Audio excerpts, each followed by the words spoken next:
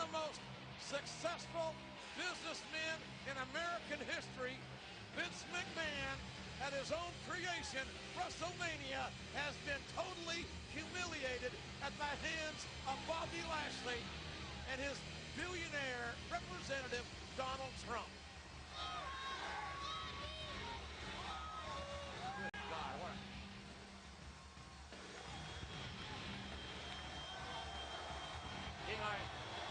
I almost have empathy for Mr. McMadman.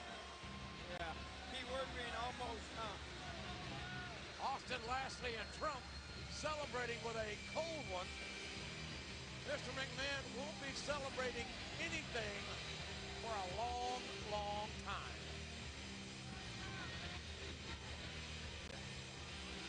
they are. You ever notice how big Mr. McMahon's ears are? I beg your pardon? You see how big Mr. McMahon's ears are? Wait! Hey! Austin! Austin stunned the Donald! What? Stone Cold just stunned him! Good God Almighty! What? What a WrestleMania! Stone Cold just stunned Donald Trump! What a lawsuit that's gonna be! You can't stun Donald Trump! I bet Trump's ex-wives are doing cartwheels. It's better than alimony. A stunner on the Donald from the rattlesnake. That's a real hostile takeover. Oh my God! Look, every hair's still in place. Stone Cold Steve Austin has put an indelible imprint, a rattlesnake imprint, on WrestleMania 23 and did every single thing that he said he was going to do. Well, let's check this out one more time. The clothesline, the billionaire clothesline. Mr. McMahon had promised a billionaire bitch slap, but instead, he got a clothesline. Umaga went for the spot. Austin avoided it. Hits the stunner on Umaga. And then Lashley, bam! Oh God, what a collision! And here's what happens when you lose a battle of the billionaire hair match. Your man loses, you lose your hair. If you have Mr. McMahon and hair in the WrestleMania pool, you lose. Well, oh my God. Hey, King, what do you think that hair's for? I don't know, but I know that tonight if Mr. McMahon wants to run his fingers through his hair, he's going to have to cut holes in his pants pocket. Somebody save that hair. It'll be worth a ton on eBay. That is some. Get the hair. There, go and get the hair. I'm not going to touch his hair. Maybe Vince will buy it back. Oh my God.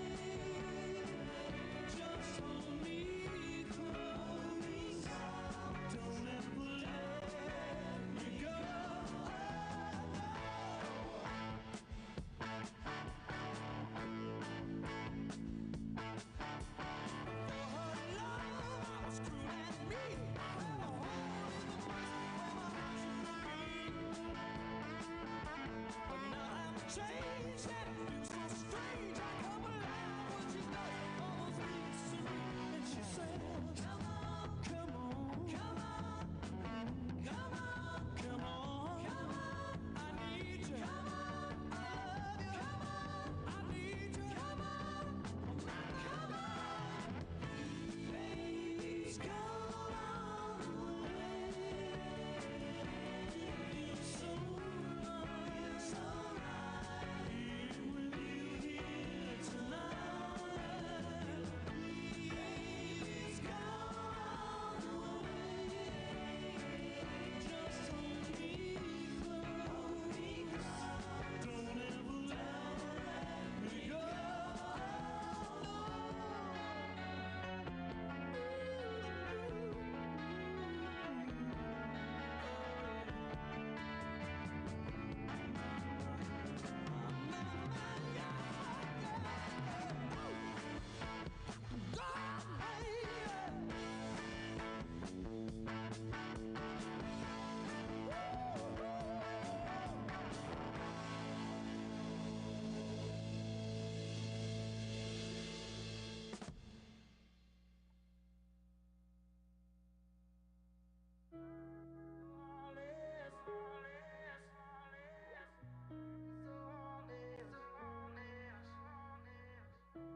Say you're going out late, I count down till you call me. It's just one of those things that you do when you're lonely, and you're all about the chase, but you won't ever let me catch you. And I wish it was the same, but I know I'm gonna let you in again. And when I do, it's gonna hurt like hell, and you don't mean to.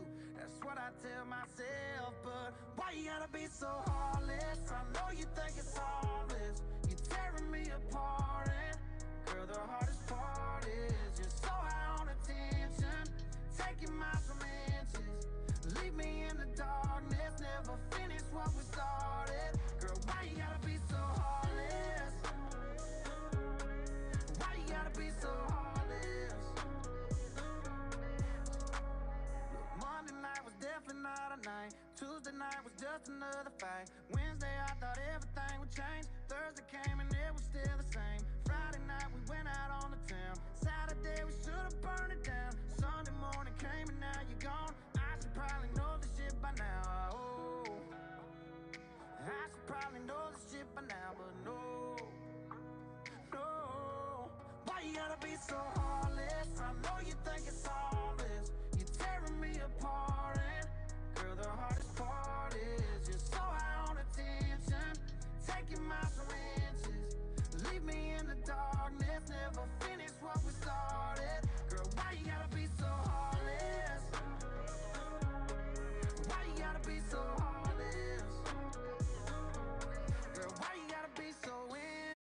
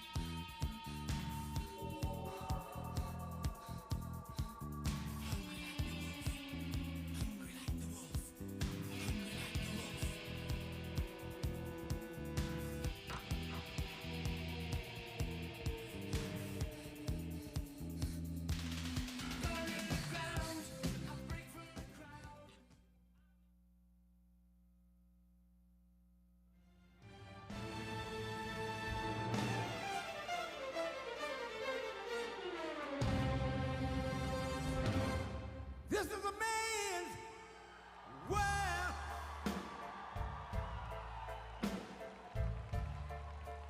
This is a man's world.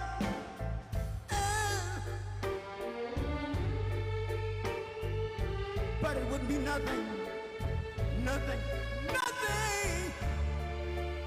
without a woman or a girl.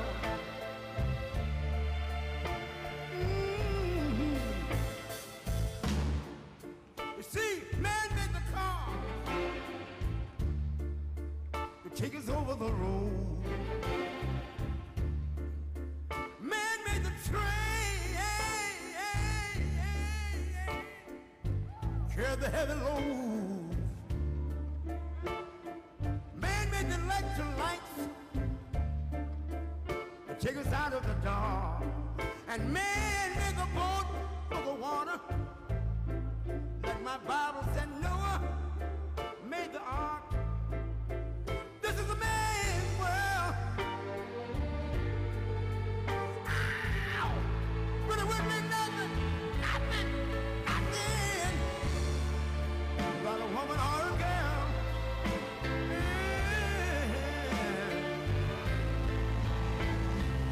L'uomo rincorre il potere, ma lui non sa che il grande limite ad essere come si parla. Nel palmo stringe un'idea che non vive, che nella sua fantasia corre e non si accorge che poi nulla più senza te. Si vive solo per sé.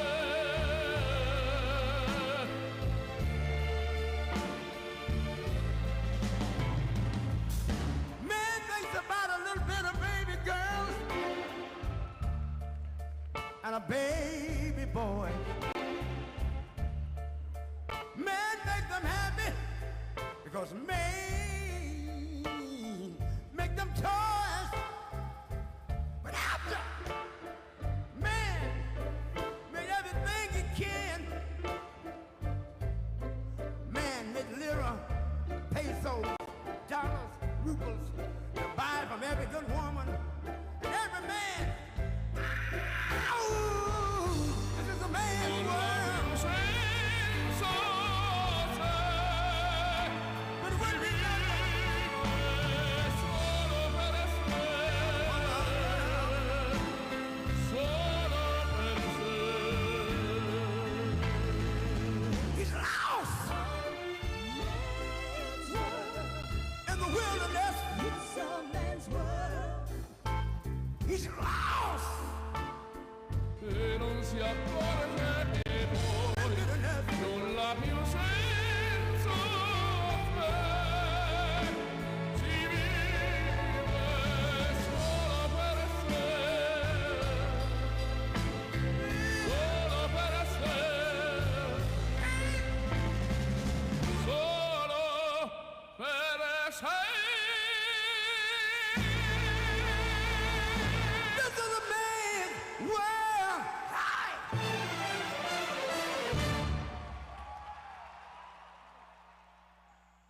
I've been selling my soul, working all day, overtime hours for bullshit pay, so I can sit out here and waste my life away, drag back home and drown my troubles away.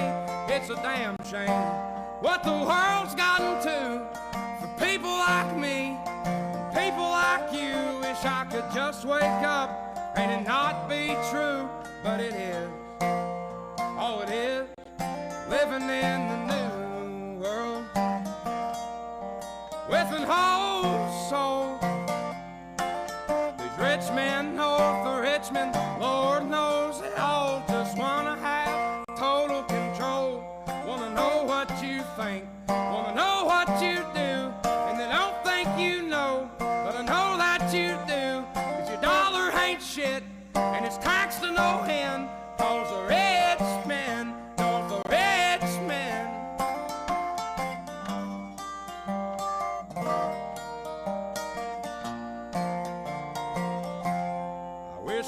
politicians, look out for miners, and not just miners on an island somewhere. Lord, we got folks in the street, ain't got nothing to eat, and the obese milking welfare. Well, God, if you're 5'3" and you're 300 pounds, taxes ought not to pay for your bags of fudge rounds. Young men are putting themselves 6 feet in the ground, 'cause all this damn country does is keep on kicking them down. Lord, it's a damn shame what the world's gotten to for people like me, people like you. Wish I could just wake up and it not be true, but it is. All it is, living in the new world with an whole soul. These rich men know the rich men, Lord knows they all just wanna have total control. Wanna know what you think, wanna know what you do, and they don't think you know, but I know that you do. 'Cause your dollar ain't shit, and it's taxed to no end, 'cause the rich men know the rich men.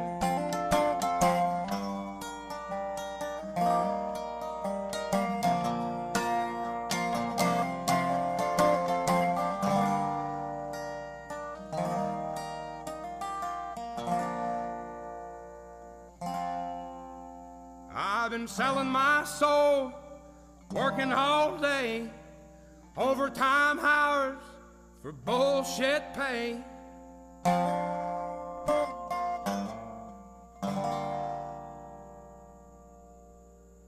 Please, please, please, please.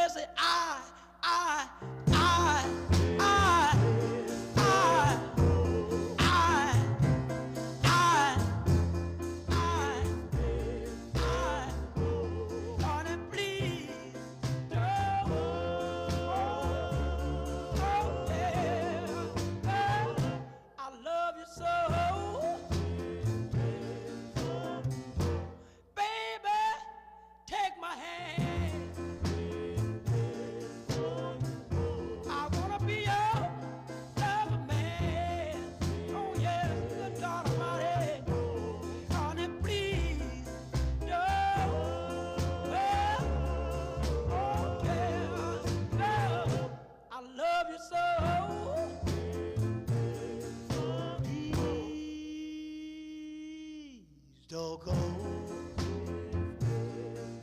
Please don't go.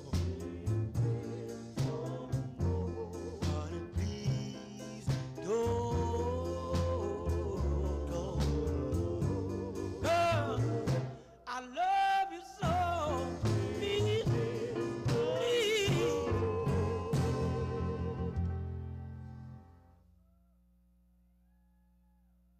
Ladies and gentlemen, please welcome to the stage former Florida Attorney General, Pam Bondi.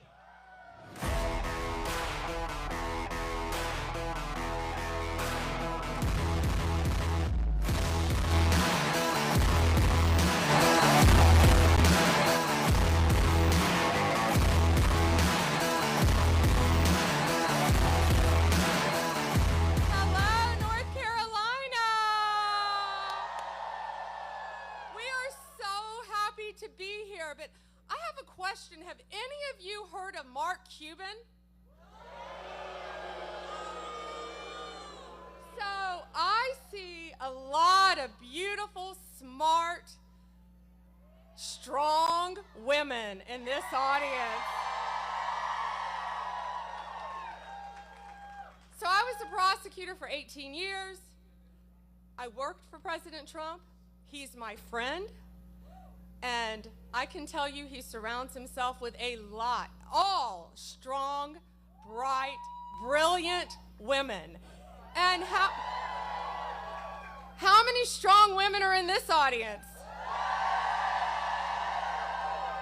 I think we have a message for Mark Cuban.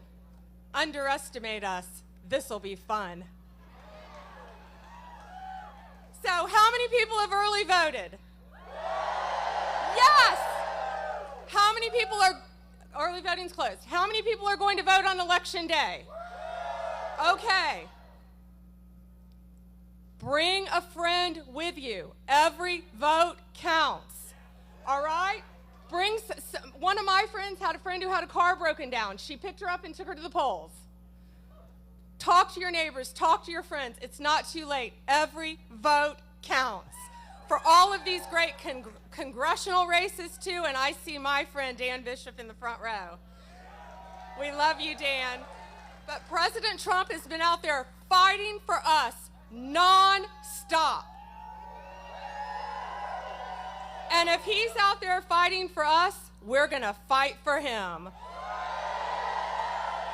God bless you. God bless President Trump, and God bless our great country.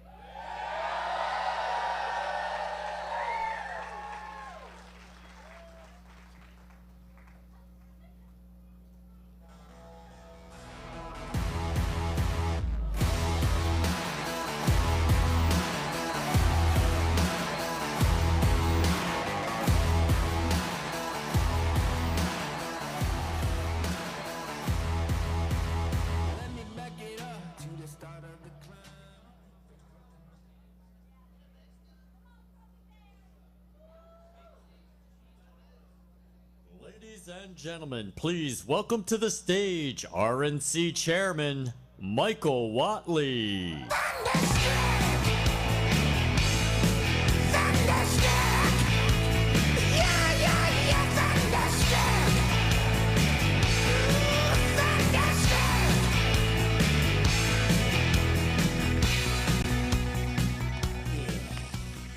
Well, God bless North Carolina. And God bless Gaston County. What a great crowd, what a great turnout. We are 3 days away from changing this country and putting America back on track. You know, you think about it in every single election cycle. It really comes down to one question. Sometimes we know what the question is, sometimes we don't. Sometimes we have to look at all the analysis afterwards. But when we look at this election cycle, we know what America cares about. We know what the voters care about. We know what every family in North Carolina is worried about. Is America going to be strong or weak? Is North Carolina going to be strong or weak? Is Western North Carolina going to be strong or weak? You know, in this election cycle, we have a comparison.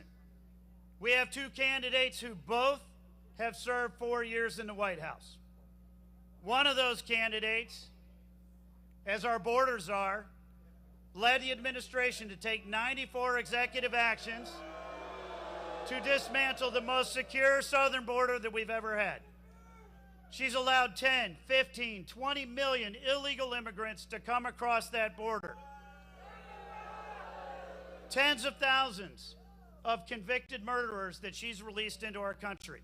Tens of thousands of convicted rapists that she has allowed into our country. Hundreds of thousands of convicted felons that she's led into our country, including here in North Carolina. We've got a vice president who cast the tie-breaking vote on $2.5 trillion worth of unneeded, unnecessary, wasteful government spending. And when President Obama's own economic advisor said it's going to send prices through the roof, she did it anyway. And now every single family in North Carolina is paying 25% more for their groceries, paying 50% more for their gasoline, paying 25% more for their housing unless they want to buy a house. And now it costs twice as much to buy the same house today as it did 4 years ago. We have a vice president who on the world stage stood up Benjamin Netanyahu at a joint session in Congress so she could go to a sorority event in Texas, who went to a conference with all the world leaders in Europe and told Putin, do not invade Ukraine. 5 days later, he invaded Ukraine. Not much of a deterrent. America is weak. And when America is weak, the world is a far more dangerous place. On the other hand, we have a former president.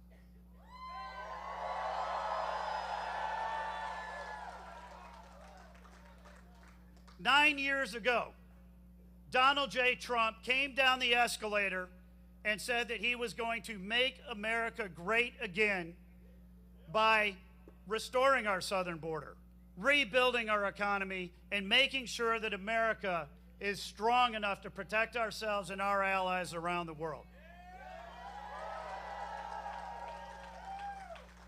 And for 4 years, that is exactly what he did. He built the strongest, most secure southern border that we've ever had. Illegal detentions, illegal crossings were at record lows when he left office. He built an absolutely roaring economy.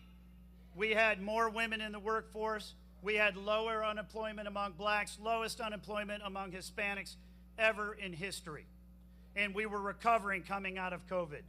Inflation was less than 2% every single year, and it was 1.5% when he turned it over to Joe Biden. We have a president, when he was there, Russia was in check. China was in check. Iran was in check. And he said to the world, we will protect our interests and our allies, and we will stand up to the bullies who want to be running over our interests around the world. So I have to ask, does America want America to be strong? Does North Carolina want America to be wealthy again?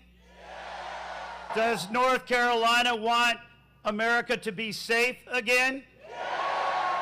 Does America want America to be great again? So does North Carolina want to re-elect Donald J. Trump as our 47th president?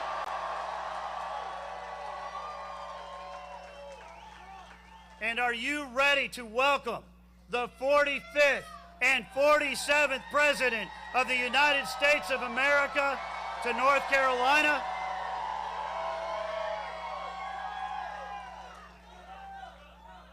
Now I got one more thing to say. We are 3 days out from the most important election of our lifetimes. How many people here have already voted? That's awesome. But it's not enough. When we get out of here today, and I want you all to really, truly enjoy Donald Trump when he comes here to Gaston County. But you have got to go home and roll up your sleeves and pull out your cell phone and go to work. Every person in this crowd, I want you to commit right now that you are willing to take 1 hour. I need 5-minute conversations with 10 of your friends, your family members, your colleagues, your coworkers, and people that you go to church with. They need to understand how important this election is. They must commit to vote. How many people here are going to make that commitment right now? Then let's get ready to welcome the 47th President of the United States, Donald J. Trump, back to North Carolina. Thank you. Thunderstruck! Yeah, yeah, yeah, thunderstruck!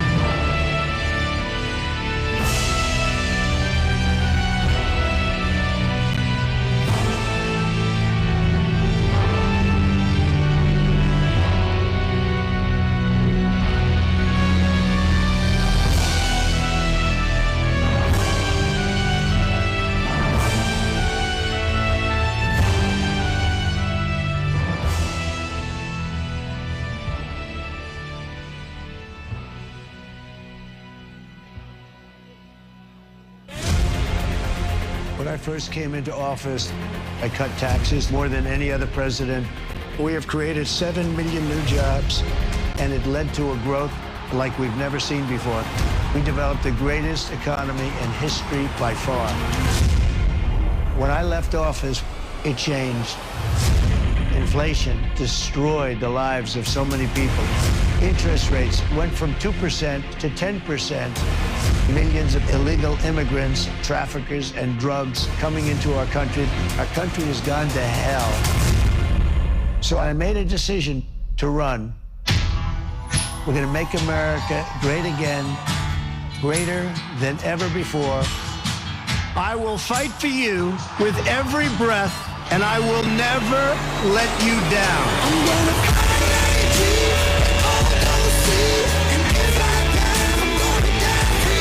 President Trump is literally putting his life on the line, and he's willing to risk it all because he loves this country.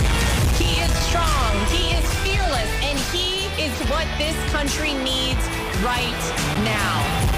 Our cities will be safe, our streets will be clean, and our border will be secure.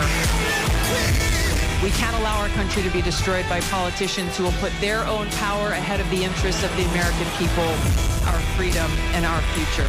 The left told me to hate Trump. When you cut through the lies, you realize the truth. American families were better when Donald Trump was president. We were safer, wealthier, and stronger.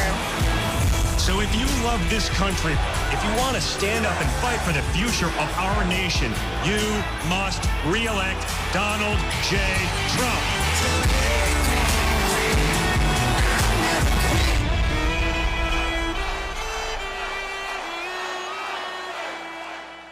Ladies and gentlemen, please welcome the next president of the United States, President Donald J. Trump. And I'm proud to be an American, where at least I know I'm free. And I won't forget the men who died, who gave that right to me. And I'd gladly stand up next to you and defend her still today.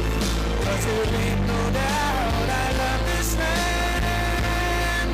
God bless the USA.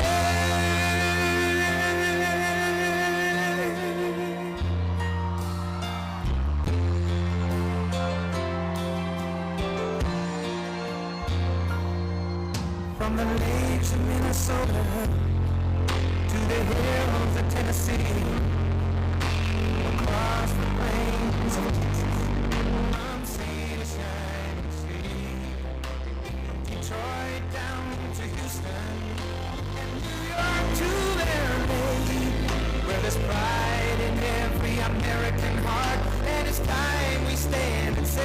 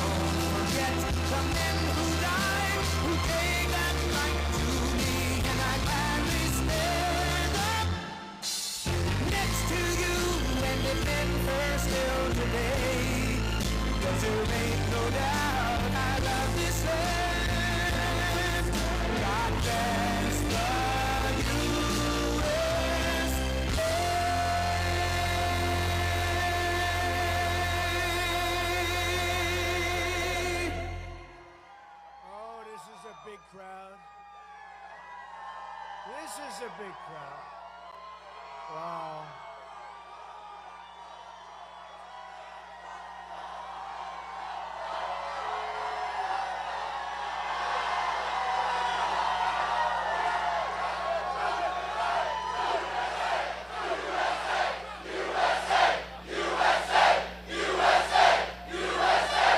USA! Thank you very much. Oh, you know, this was supposed to be a small little stopover. You got 20,000 people here. This was going to be a little stopover, Tim. No, this is great. We were just going to stop over real quick, a little group of people. This is not a little group of people. Hello, North Carolina. This is going to happen. I predict, let's make a prediction. This will happen on Tuesday, I think, right? This will happen on Tuesday. I think they'll end up having many, many more people than they thought. This is going to be great, but we have to get out and vote. And we will, because I am thrilled to be back in this beautiful state. What a great state. You know, I have a little granddaughter named Carolina. You know that, right?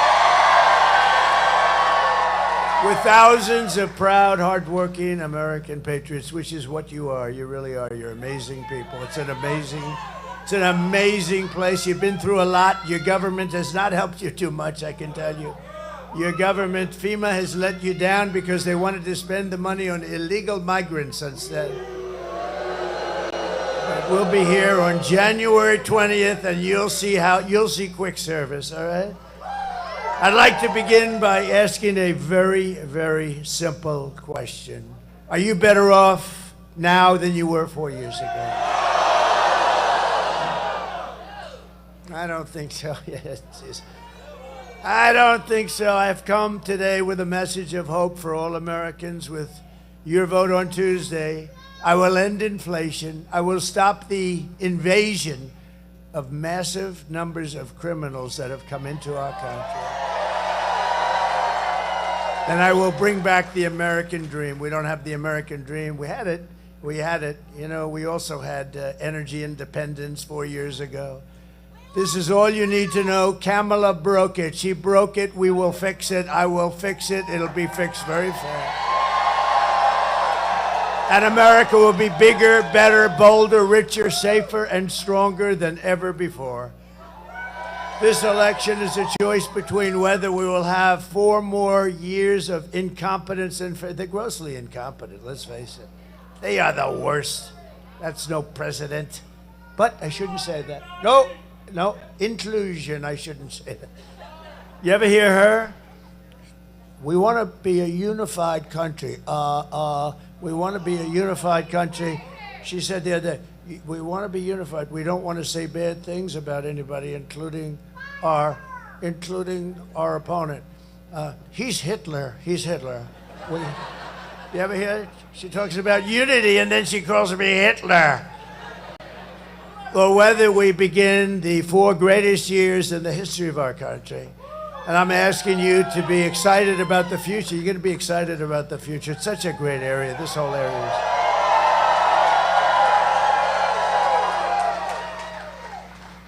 And I'm asking you to dream big. Again, we're going to dream big, and we're going to make this America's new golden age. It's going to be the golden age. Every problem facing us can be solved, but now the fate of our nation is in your hands. We win this state, we're going to win the whole ball game, you know.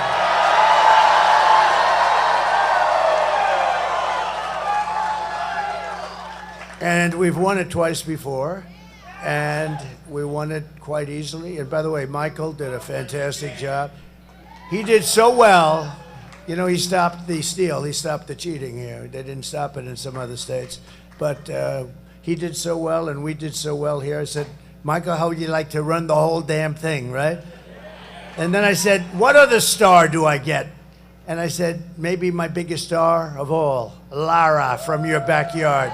Lara. I got Lara from your backyard. She's great. She's great. Good couple, too, right? That's a good team. Eric and Lara. On Tuesday, you have to stand up and you have to tell Kamala that you've had enough. You can't take it anymore. You're grossly incompetent. Kamala, you're fired. Get out of here. You're fired. Get the hell out. Get out of here. We got to fix our country. I watched her this morning. She gives these press conferences that last like about 2 minutes. It's the weirdest thing. You know, I get all set. I want to watch something, right? Ladies and gentlemen, the vice president, oh good. She comes onto the stage like for 2 minutes, and all she does is talk about me. She never talks about what she's going to do. Donald Trump. Did you ever see the clip where they go, Donald Trump? The last time she spoke, she mentioned my name like 28 times or something. She didn't talk about what she was going to do, and economically, she doesn't know anything. In fact, what she's proposing, well, wait a minute. You just saw, you were going to go over it in a second, the worst numbers I've ever seen. How good was that? To get those numbers 4 days before the vote was, thank you very much, sir. Thank you. Thank you. Thank you, sir. Now, you would have liked that on one of your races, wouldn't you? But no, to get those numbers, we had the worst numbers, I think, maybe like sort of ever. And they were like 4 days. And I want people to remember it because, you know, a lot of people said, well, this won't affect the election because a lot of people aren't thinking about that. Of course, these people, they'll say, look at all of them. Look at all of the fake news. They say all of that. They always say that, but I think it's unbelievable timing. If I had my choice I think it's perfect. I covered it last night. We were in Milwaukee in the biggest arena you've ever seen, same size as Madison Square Garden. It was packed hours before the event. We could have filled it up twice. And that's Wisconsin, the great state of Wisconsin. And a great Green Bay player, the great Brett Favre, you know, he endorsed me. He endorsed me, and that's a big thing in Wisconsin. He was on the Packers, as football fans know. He could rip the ball. He could throw that ball so hard, so fast. Sometimes it would hit the receiver in the face. He couldn't see the ball was coming so fast. It was a lot of embarrassment, you know. It just ripped the ball into their hands, and he was great. I shook his hand. He had the biggest hand I've ever seen. Now I know why he threw. His hand was like 3 times the size of a normal hand. His fingers were like sausages. I said, they're the big. I looked at it. I said, that's the biggest hand. I mean, you know. And so he was born to do that. But you know what? He said, I've never done this before. He did a beautiful little speech, and he said, I've never done this before. I've never endorsed anybody. I'm endorsing President Trump because we want him to just do the same job he did. Really nice. Really nice. Never did it before. For these past few years, we've been fighting to take back our country, and it's been a failed and corrupt administration, a horrible administration, an administration that, you know, you like to see like a football coach. He brings something there. He brings a little esprit de corps. There's no esprit de corps. Biden, look at, and by the way, they're fighting like hell, the two of them. Biden said, you stole my presidency, and you're no better than I am. No, it's the same thing. I think the numbers, I think Joe, maybe, we're going to see on Tuesday, right? But I think Joe might have done better. But Joe, the reports are, look, he hates me. We had a debate. He didn't do too well, but that's okay because, you know, you don't take an election away. He didn't do well, and his numbers went down a little bit. And you know what happened? They walked in and they said, you're not running anymore. Get out. You're out of the race. This is the president of the United States that they did this. It was a coup. I don't like the word, but it was a coup. But it was sort of worse than a coup because a coup takes a little more time. This was like Crazy Nancy and some others. They walked in. She's crazy as a bedbug. And somebody should look at her Visa stock. She sold her position. This is a woman started off with nothing. Now she's worth $200 million. Do you think she's been honest? No, she has a big position in Visa, right? I think it's Visa, one of them, whatever, who the hell cares, but it's Visa. And, you know, she plays the market. It's not really playing when you have the information she's got. So she sold her entire position the day before it was announced that Visa's under massive investigation. Now, is the fake news going to do anything about that? I doubt it. Together we have overcome every attack, every abuse, and even 2 assassination attempts. I remember them. And now it all comes down to this. Remember, assassination, nasty, but it really is. I mean, they go after people that are meaningful. They go after people that are meaningful. They go after people that believe in making other countries pay for what they do. We're tired of being ripped off, consequential, I guess, is the best word. They seem to go after consequential presidents. And I didn't know it was such a dangerous profession. Being president is a very dangerous profession. Who would have thought? But if you look at race car drivers, I have a lot of race car driver friends. You know, I own a job down the road in a place called Charlotte. Have you ever heard of it? And it's been such a pleasure. But we have a lot of the race car drivers that are they're members, and it's been a great place. Just I'd like to be able to come here sometime and actually play at the course. And the beautiful, I bought a whole big thing there years ago, and it worked out beautiful. It just works so beautifully. But I was talking to somebody, and they were talking about a consequential president, and then all the race car drivers, and I said, let's see, and I asked somebody, and you got to be careful when you talk about this subject. You don't like to say, what's the level of death when you drive a race car driver and you're talking to a race car driver, right? So I did a little, so it's like 1/10 of 1%. And the bulls are a little bit more, 1/10 of 1%. President, it's a lot. That percentage is like up there, high. It's probably the highest thing you can do. Nobody told me this when I was thinking about it. Nobody told me this. But I wouldn't have changed my mind, because we're going to make this country greater than it's ever been before. We had the greatest economy in the history of our country. We had the strongest border in the history of our country. The strongest. Should I bring down my favorite chart of all time? Bring it down. Bring it down. It's my favorite chart of all time.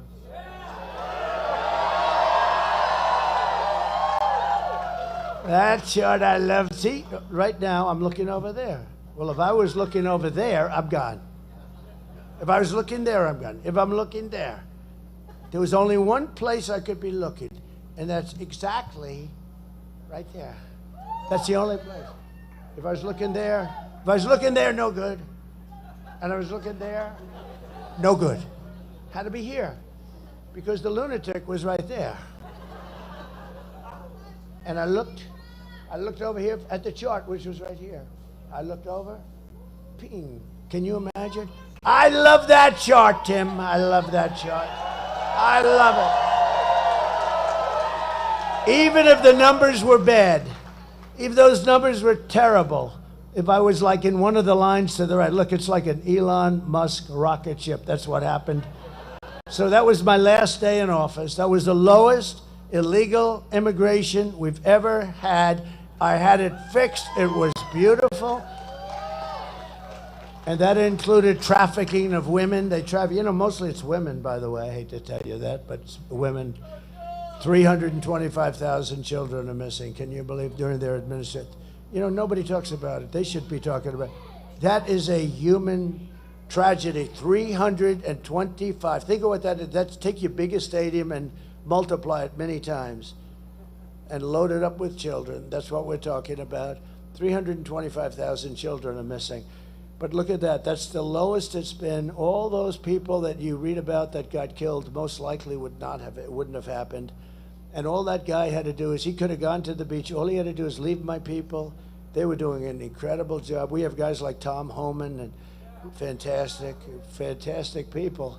And the Border Patrol guys are fantastic. They just endorsed me. They said, he's the greatest president in the history of our country. I said, does that include Abraham Lincoln and George Washington?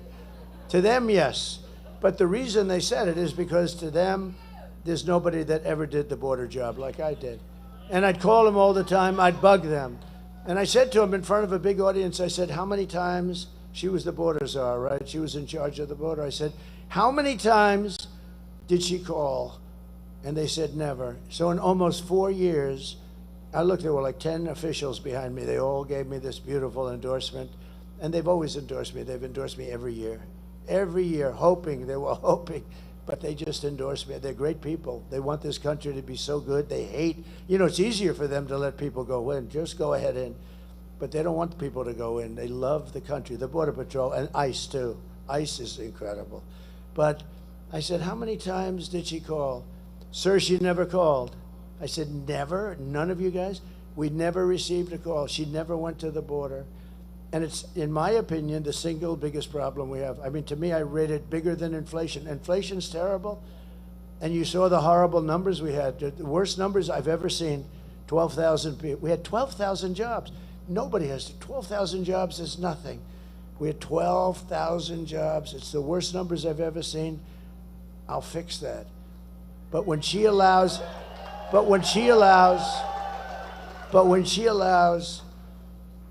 13,099 murderers. These are people that are incarcerated for murder, many of them more than one murder. They're now roaming our country. We have no idea who the hell they are. You know who knows? Our local police, our local law enforcement, and they're going to work with us because we're going to get them the hell out. They know everything about it. So we're just 3 days away from the greatest political victory in world history. But it only happens if you get out and vote, okay? You got to get out and vote. You got to do that. You know, I haven't felt this much heat on me in a long time. That sun is brutal. They'll say, what happened to you? You got really red. The next one, I'm doing another one. Can you believe I do 3 or 4 of these a day? Can you believe it? But this one I like. This one I like. You know what she does? She does like one and then takes a day off. I said, wait a minute. So we've gone now, I think it's 62, 63 days, something like that, in a row.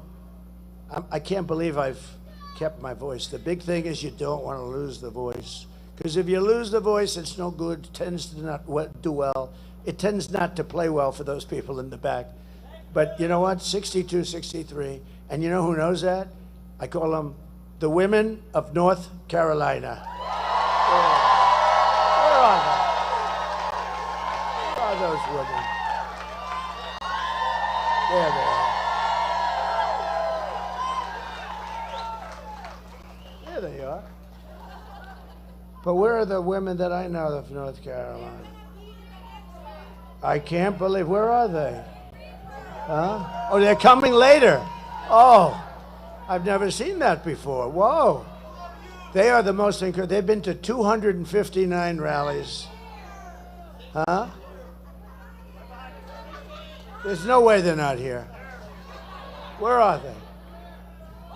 There. Where the hell are they? Put up your hand.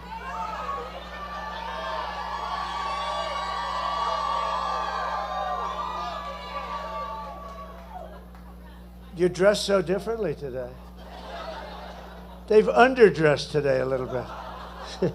No, but I think it's like 259 or something. They've been incredible. Oh, there they are. Okay. I'm wondering, where the hell are they? Okay, good. It's good to see you all. You're scattered. I've never seen you scattered before. I put everything on the line for you, and including my life itself. I mean, in all fairness, I don't talk about it, but I did. And I need you to do one thing. We don't want your money. I don't want any money. I don't want anything. We don't want, all we want is one simple thing. Get out on Tuesday and vote. Because we can't take a chance. Too big to rig. We got to make it too big to rig. We can't let anything happen. With your help, we're going to defeat Kamala Harris, and we're going to make America great again. We're going to make it great. We're going to make America great again. Yesterday was announced that Kamala's economy added only 12,000 jobs. Nobody's ever heard of that. You know, look, you've been doing this. Even if you're not into that world too much, I am. But, you know, you see 250 jobs. We were doing badly this month, 250. It's usually like 200, 250. Sometimes you have 300, 400. 12,000 jobs. I never heard it before. I've never heard of that number before. It's automatically, you know, you have automatic growth. One of the worst jobs report of all time, they say. I mean, how good is that if you happen to be running against the people that did that, right? It's only good for one thing. Same thing with the border. The border is horrible.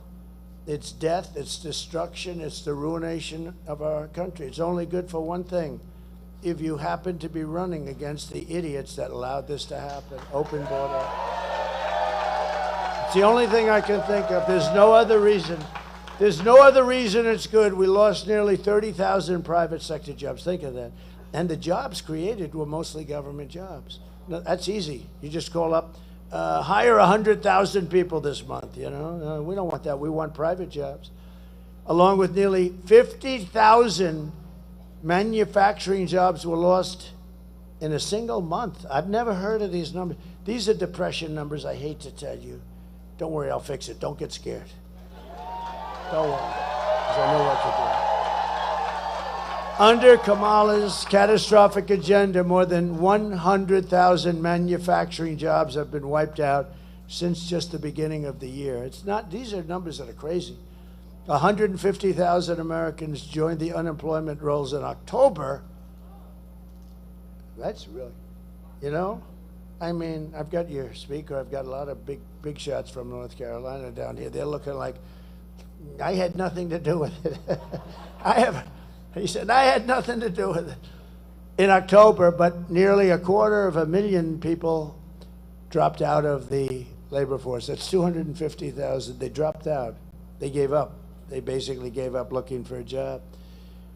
We cannot take 4 more years of this calamity. You may not be able to take a couple of months more of this. This is in fact, now that I see these numbers, I think I'm not going to do this. Goodbye, everybody.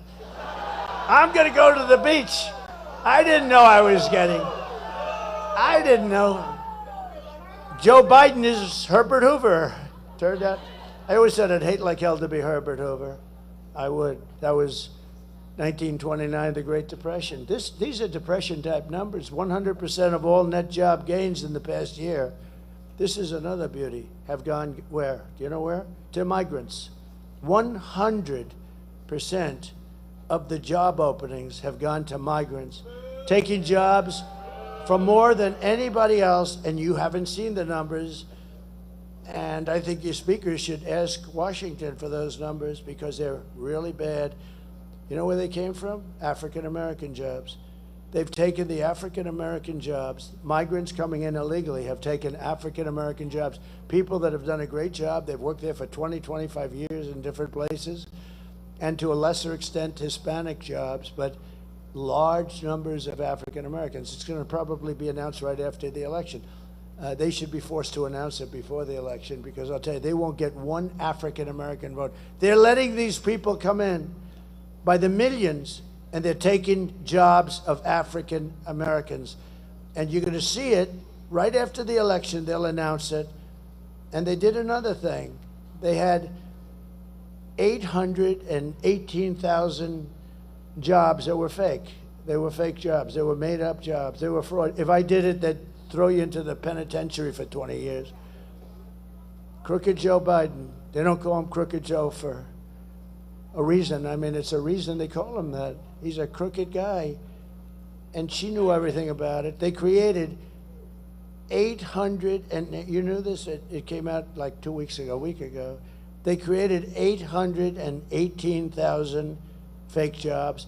And on top of it, it was just announced that they had to readjust last month and create another 112,000 fake jobs. So they thought that they'd do the readjustment. Now, there's never been usually it's an adjustment of like 2,000 jobs or something.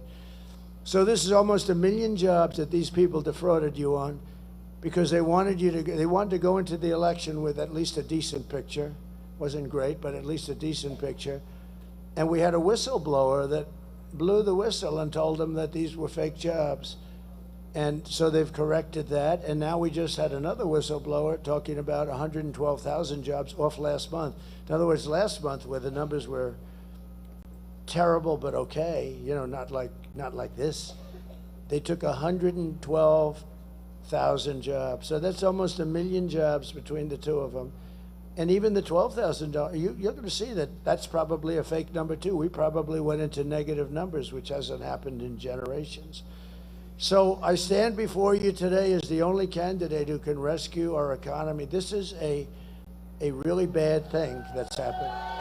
From obliteration and restore it to strength, prosperity, and greatness. And you know what I'm going to do? The first thing, unlike her, they say, what are you going to do about the economy? Well, I grew up in a grass piece of land. I had a backyard that had grass on it. Remember the debate? She said, I grew up with grass on my front yard and some grass on my back. And I'm saying, what the hell is going on? See, I have a little more aptitude for this. I'm really good at this shit. So let me just, you know what we're going to do? We're going to drill, baby, drill like you've never seen before. Right straight there. And for the people in Pennsylvania, we're going to frack, frack, frack. But we're going to drill, baby, drill. And we're going to frack in certain areas. We're going to frack like we've never fracked before. Because we have more energy than any country in the world, including Russia. We're lucky in that regard. Including Russia and Saudi Arabia. They have a lot of oil. We have more than they do. And we were energy independent 4 years ago. Think of that. And your price per gallon was, I always went around and said 187. The government corrected me. It was 184 a gallon. Can you imagine? We got it down to $1.84, and now it's like $3.50, $3.75. But you know, a few months ago it was much higher. You know what they did? They went back to my policies because they were getting crushed. This was going to go over $6 or $7. In California, it was $8.50. Gavin Newsom. He does a terrible job. By the way, she worked with him. You know, she worked with him and destroyed California. And that's Kamala we're talking about. She worked with him, destroyed California. When she was the DA of San Francisco, she destroyed that city. She's the one responsible for the destruction of the best city, probably the best city in our country. And we're not going to let her do that to the United States of America. We can't. If my opponent knew how to fix the economy, it would have already been fixed. So I say, why didn't she do it? Do you ever see where she stands the other day? We are going to do this and that. I just keep going, why haven't you done it? Why haven't you done it? Why haven't you done it?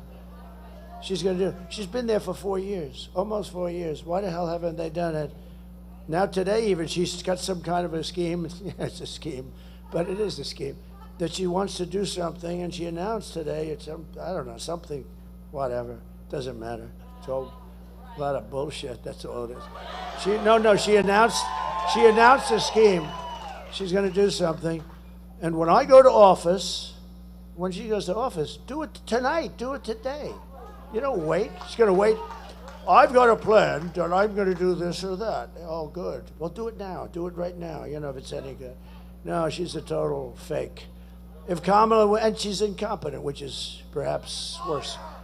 If Kamala wins, you are 3 days away from the start of a 1929-style economic depression. I believe that.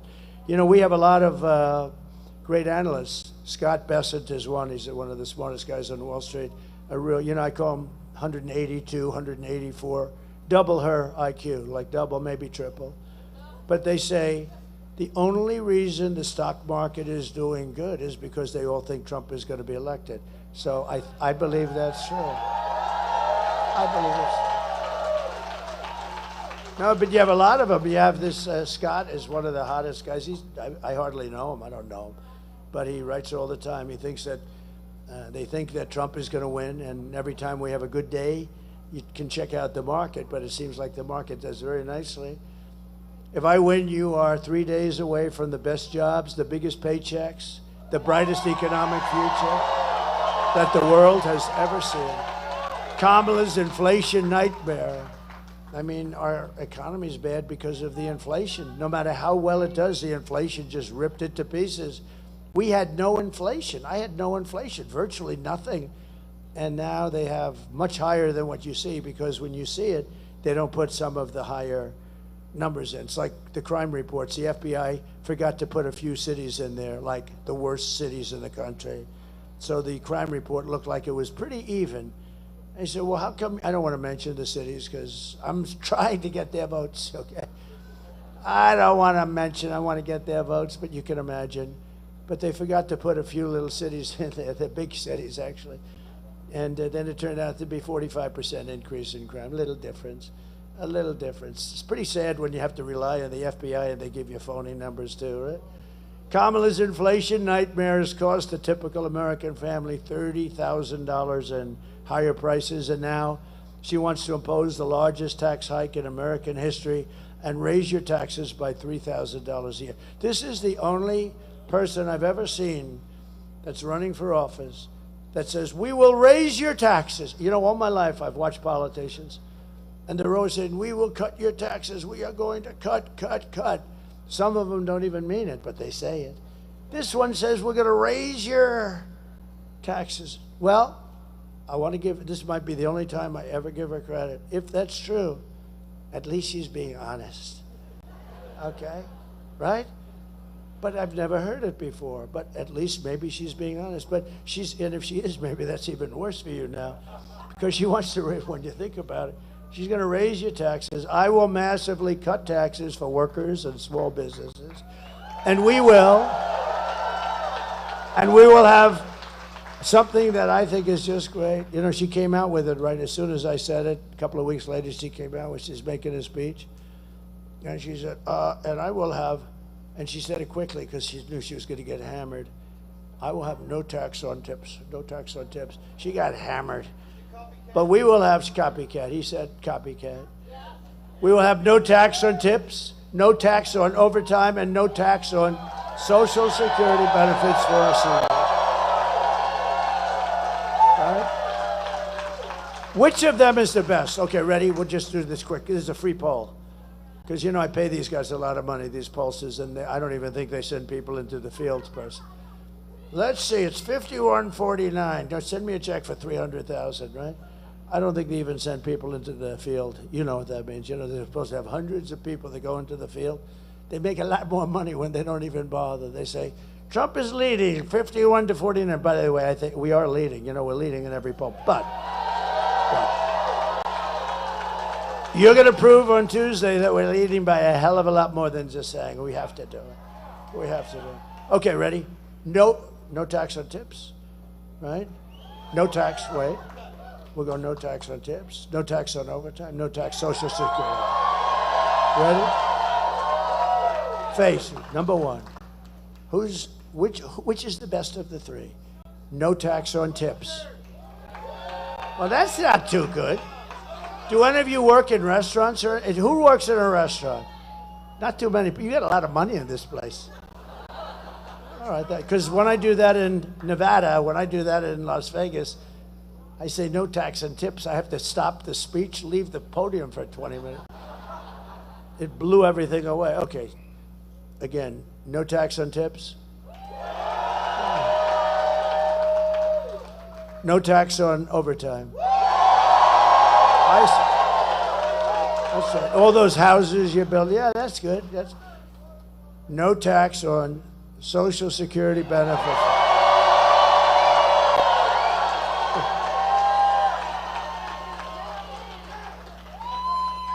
And these guys are going to say, Trump has a conflict of interest. He's giving himself a tax break. No, can you believe? Because I'm a senior, I don't feel like a senior. Wait a minute. Do the seniors here feel like seniors? I feel better. I actually feel better than I did 30, 40 years ago, I think. I actually think I'm sharper. Now, there'll be a time when that won't be, but I feel I'm sharp. You have to be sharp when you can escape these monsters back there. These horrible, horrible, dishonest people. You know, the fake news, I came up with the name. I came up with the name fake news.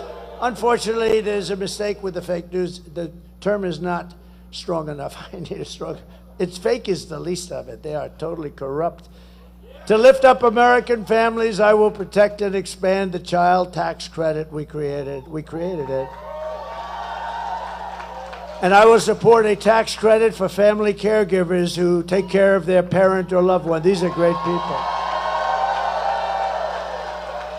I'll tell you what, these people, if you didn't have caregivers, these family caregivers, we call them angel moms and angel wives, where a husband comes back from the war or something and lots of problems. And if you didn't have them, you know, our hospital system wouldn't be able to survive, literally. It would be, you'd have to make it 3 times bigger. These people have contributed so much, and they haven't been recognized. We're going to recognize. We're going to give tax credits to people that take care of people. No, you'd have the people in the hospitals instead of at home in a bedroom with their family, with their mother or their wife or whatever, and or their husband.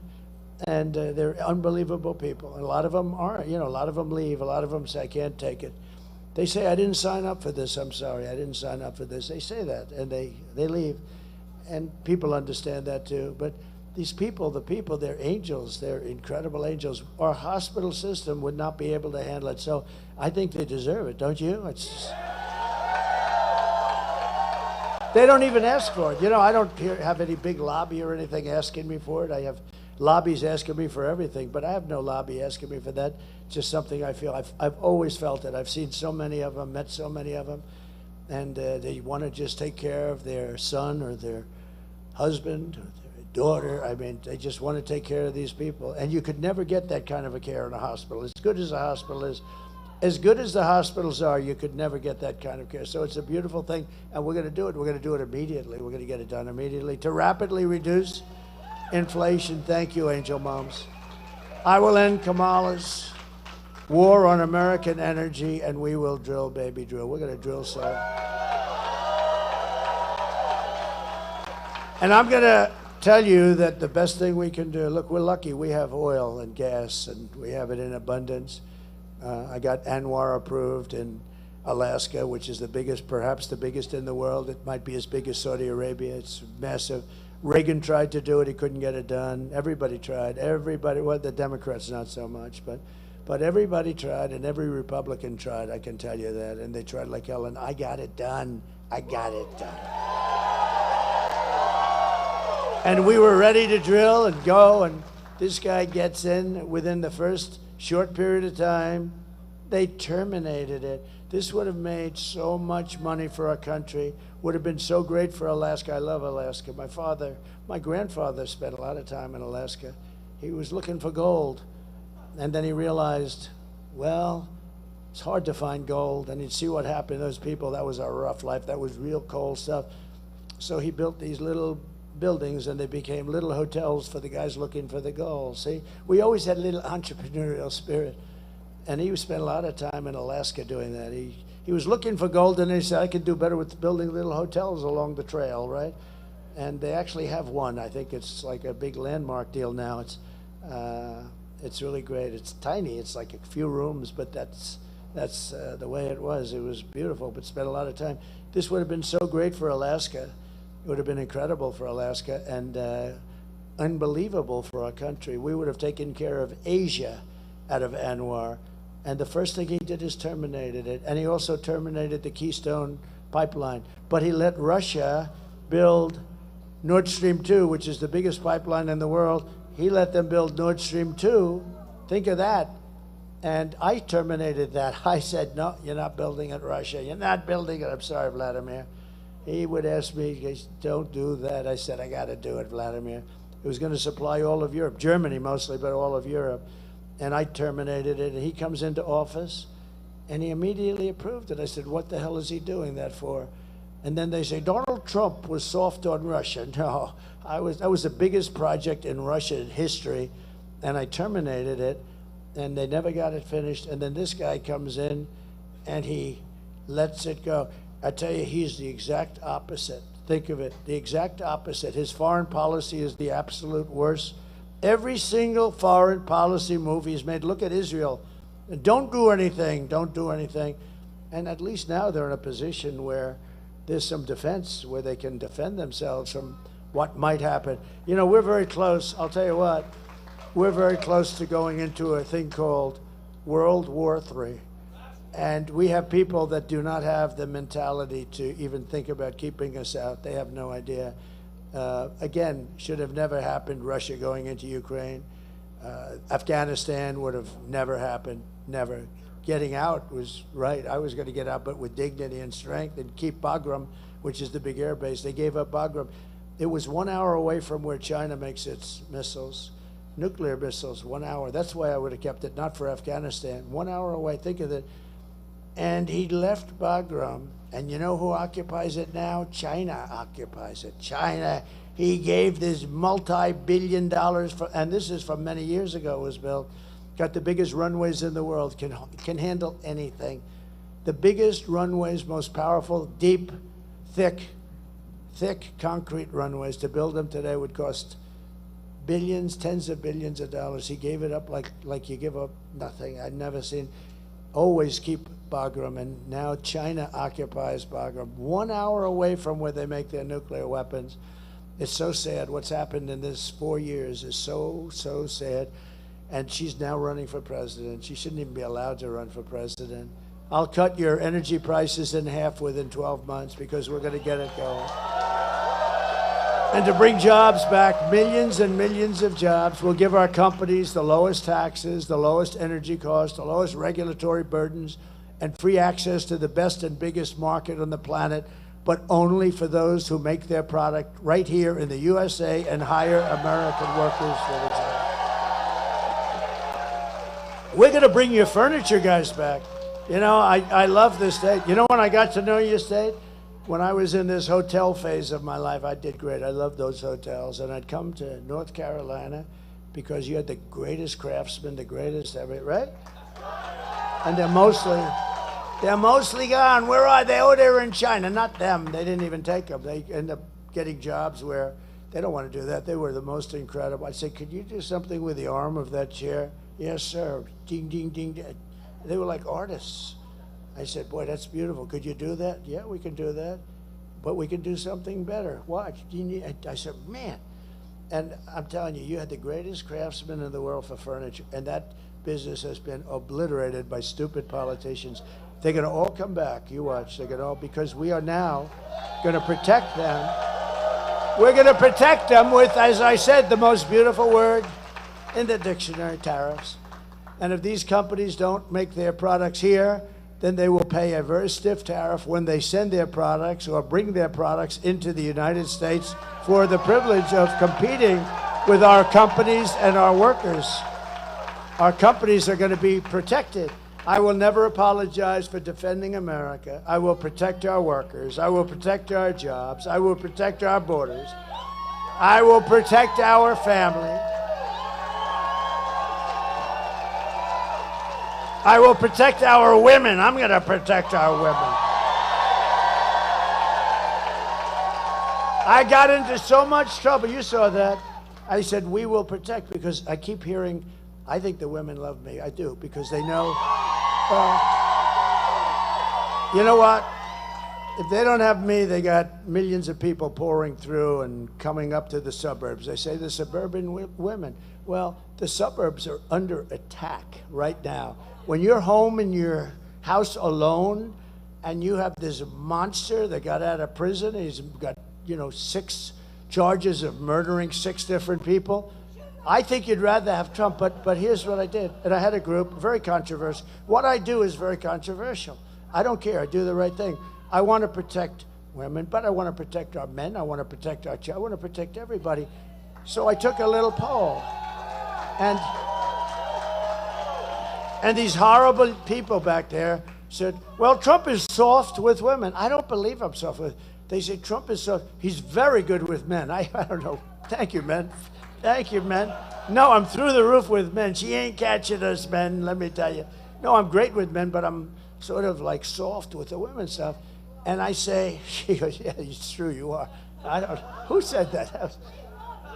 She said, I love, good. She's made it up. She goes, yeah, you are, but we love you. So I believe that women have to be protected, men have to be, children, everybody. But women have to be protected when they're at home in suburbia. So when I did it, I said it, I came off stage and my genius is back. Sir, that may be a little bit of a rough statement. What? That you're going to protect women. Tell me why it's a rough statement. They said, well, it's a little self-serving. I mean, they'll say, who do you think you are? I said, yeah, I'm president. I want to protect the women of our country. So I came back out. I said, could I do a poll, please? I love these polls because they're free, I don't have these polls. It's $250,000 to interview 12 people, right? So what happens, I came out and I said, is there any, a crowd like this is a big crowd. I said, is there any woman that would be offended by the fact that I said, I am going to protect you as your president? No hands. So I had like 20,000 people. I didn't have one hand. I didn't have one one hand, not one hand. Well, there was one woman that did say it. You know, this woman's very smart. She said, "Was that Pelosi?" Who the hell is that? You are a smart one. Wow. No, well, somebody else just said it was a woman who transitioned, you know. But I didn't say it. I didn't say it. I know. You have to be very careful, everything you say. You know, like there's some women that are very beautiful in the audience. I would never say that because if I said like that, her, we get a lot of her. If I said they were beautiful, that's the end of my political career. You're not allowed to say a woman is beautiful. You're not allowed to say, hello, you're a beautiful woman. You're a beautiful, very beautiful woman. If you do that, that's the end of your political career. But I've never had, you know, I mean, women sort of like it, but you can't do it because we have to remain a politician for 4 more years to straighten out this mess that these stupid people have given us. No, they want you to be very politically correct. And, well, they picked her because they wanted to be politically correct. She was the least qualified person. You had 12 other people, and she was number 13. In every poll, if he got out, but it should have been his decision. You know, he goes through and he gets these 14 million votes. It should have been his position. I don't know how you can just take it away. They really, think of it. This is a famous moment in our country's history. They went in and they said, "You're out," to the President of the United States. They said, "We're taking your presidency away." He said, "No, you're not." He said, "Yes, we are." And by the next day, he said, "Yes, you are." They said something. But they went in and they took his presidency away from him like taking candy from a baby. It's really wrong when you think about it. I mean, what's the purpose of the primaries? And it was very shortly after he got the nomination, you know, not talking about a long period of time. And they should have done it, or if they were going to do that, they should have held another primary and let 20 people run, and if she could run too. But they just had it because they wanted to be politically correct, right? And it's a very bad thing for our country, although I happen to probably think of all of the people, she would be my first choice to run against. So I shouldn't be complaining. But I do complain because, you know, as they say, they're a threat to democracy. You know, they say that about me.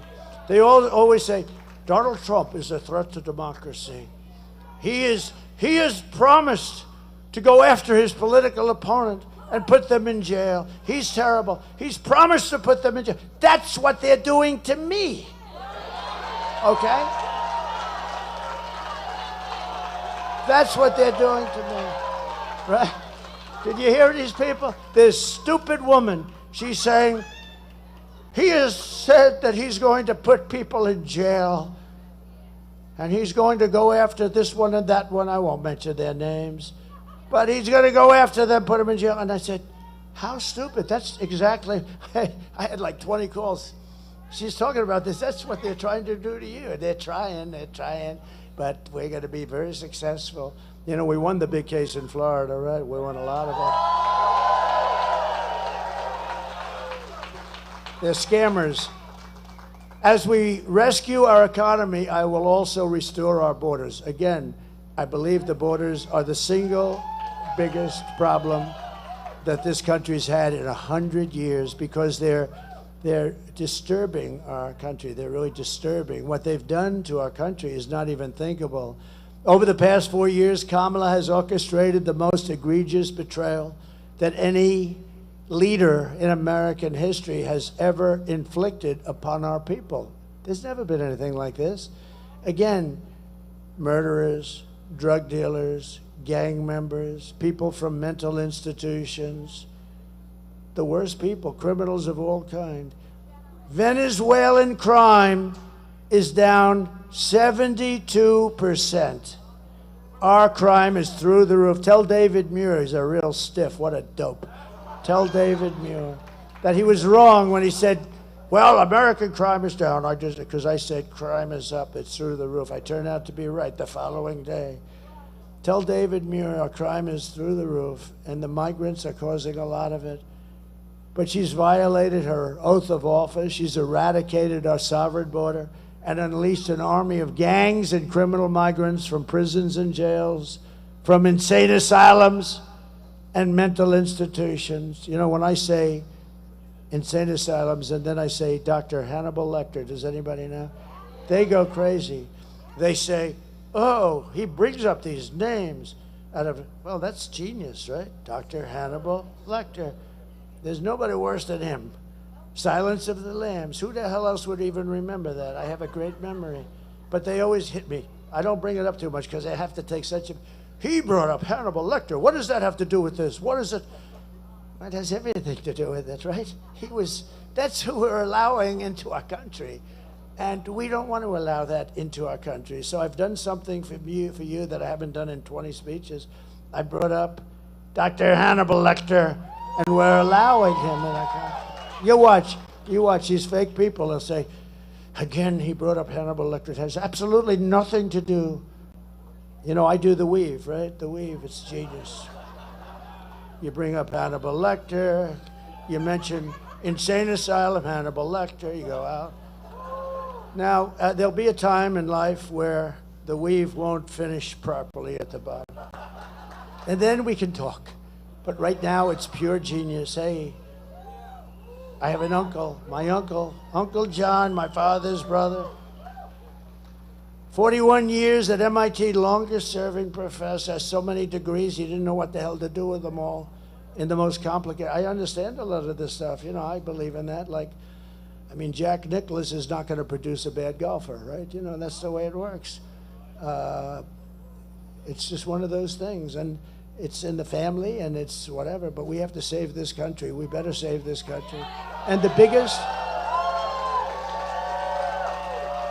biggest problem we have, one of the biggest problems is them, because if we had an honest and honorable press, my job would be so much easier.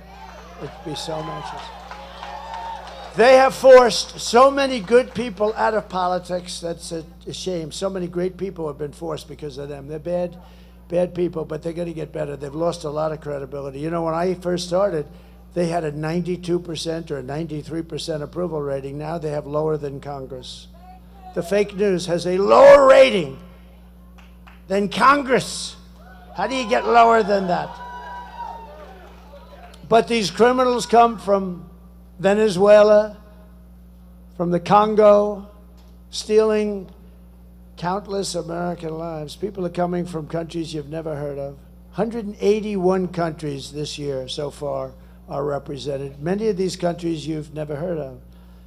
Today I want you to hear directly from an incredible mother who I met a week ago, whose world has been totally shattered by Kamala Harris's open border. How stupid it is. Her open border. Please watch.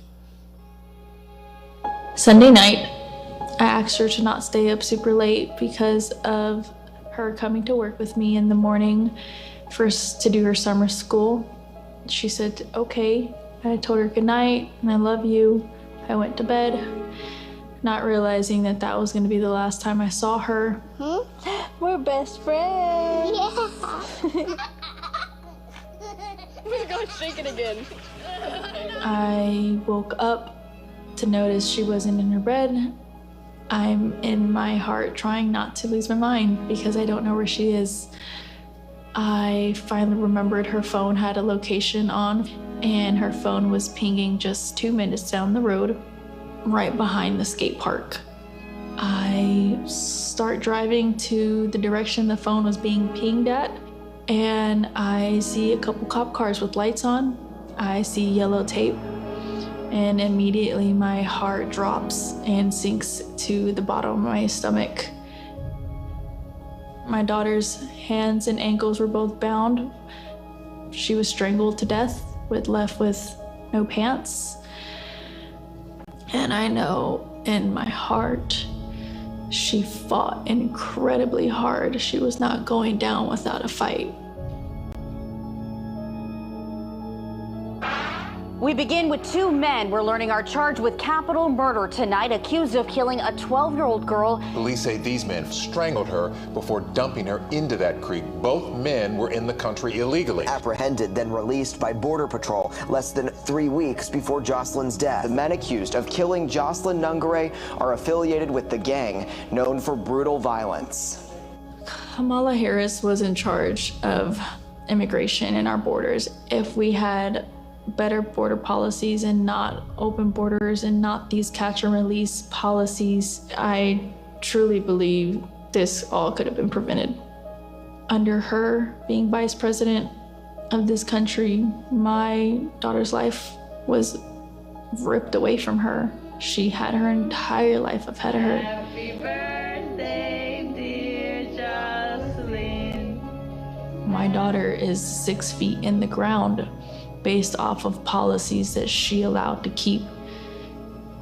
Kamala Harris did have one job, and she not only failed, not me, she failed my daughter, she failed Jocelyn. You know, she was only 12. President Trump reached out, gave me his sincerest condolences as not a former president, but just as a father, someone who cares. I believe Donald Trump needs to be back in office. I can at least know that my next child will be safe in this country.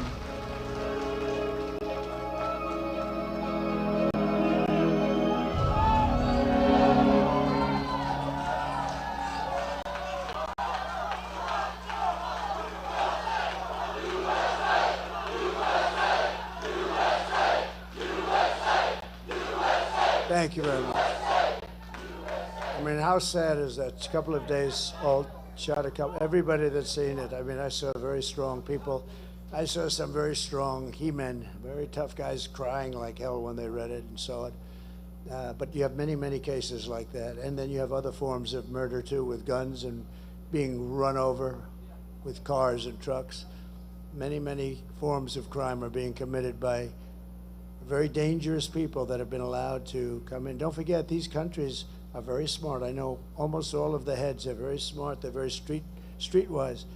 They want to get their prisoners out. They don't want to take care of them. It's expensive, so expensive.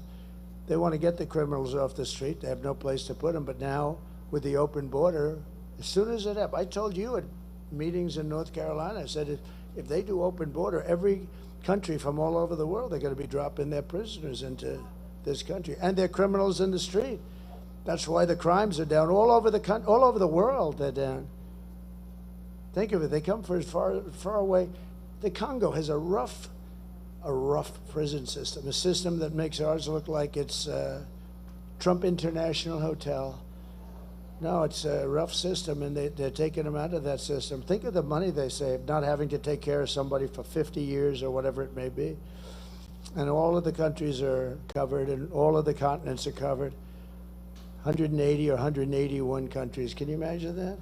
And then you see something like what happened with Jocelyn, or what happened with Lake and Riley, what happened with so many others. Far too many to even discuss. But this was a woman I met when I got the endorsement from Border Patrol. That's when I met her. She was such a nice woman. I said, so what happened to my daughter?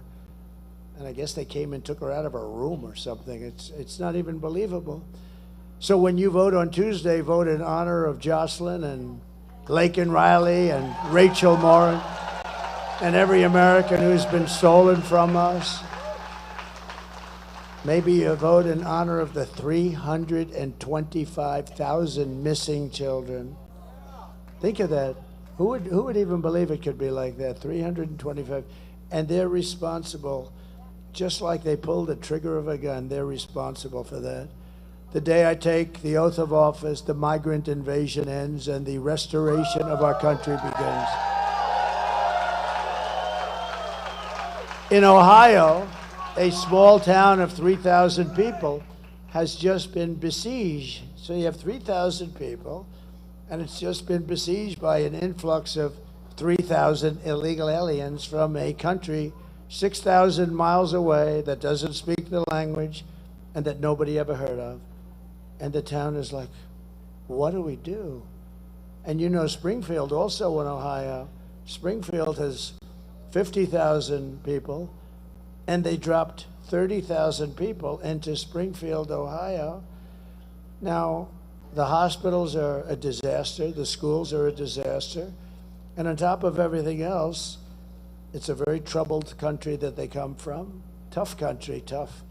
But on top of everything, they don't speak the language. And the mayor's a nice man, and he wants to go and help, and he doesn't know what to do. And all he's doing is looking for interpreters. Think of it. No, you have to move them out. You have to move them out. You can't do this to our country. And this is happening all over the country, all over our country. Actually, and to a certain extent, the world. But the world doesn't let people come in like we do. We let people just come in. We're run by very stupid people. They're low IQ people, very low IQ. She is. If Kamala is reelected, every town in America will be turned into a squalid, dangerous refugee camp. That's what's happening. The United States is now an occupied country, but it will soon be an occupied country no longer. On November 5th, 2024, this will be Liberation Day in America. It's going to be liberation. On day one, I will launch the largest deportation program in American history. I will rescue every city and town that has been invaded and conquered. These towns have been invaded and conquered. No different.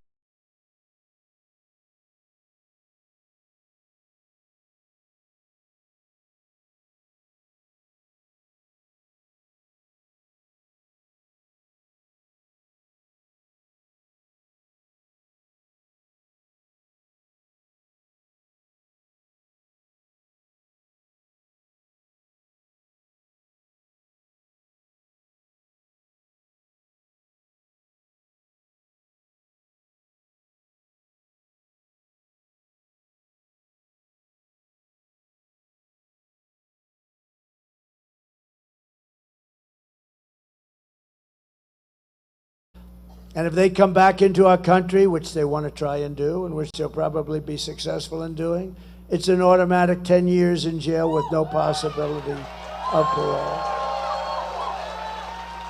And I am hereby calling for the death penalty for any migrant that kills an American citizen or law enforcement officer.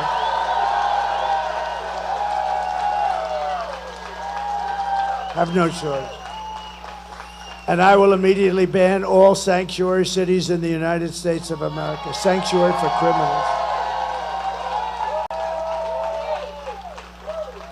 Despite all of the damage that Kamala has caused, she spent the final week of her campaign comparing her political opponents to the evil, the most evil people, mass murderers, all of us.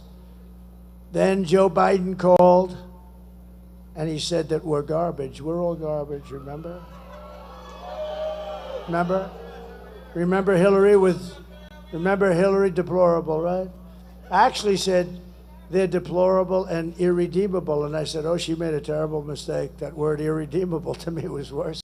Actually, it was worse than deplorable. But that one didn't get picked up, Tim. That one didn't get picked up. It was deplorable. It was deplorable that got picked up. And how did that work out for Hillary? Not too good. But garbage is a hell of a lot worse, I think, than deplorable, right? Garbage. We're garbage. My response to Joe and Kamala is very simple. You can't lead America if you don't love Americans. Very easy. And you can't be president if you hate the American people. And they have to be hating us. Everything Kamala says is a lie. Her entire campaign is one hoax and slander after another. But the only way to stop the lies is to swamp them with your votes. You got to do that on Tuesday.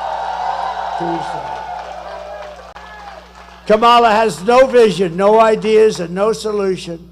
All she ever talks about is Donald Trump. Good evening, everyone. Tonight I will speak about Donald Trump. Donald Trump, Donald Trump, Donald Trump, Donald Trump, Donald Trump, Donald Trump, Donald Trump, Donald Trump, Donald Trump, Donald Trump, Donald Trump, Donald Trump, Donald Trump, Donald Trump, Donald Trump, Donald Trump, Trump.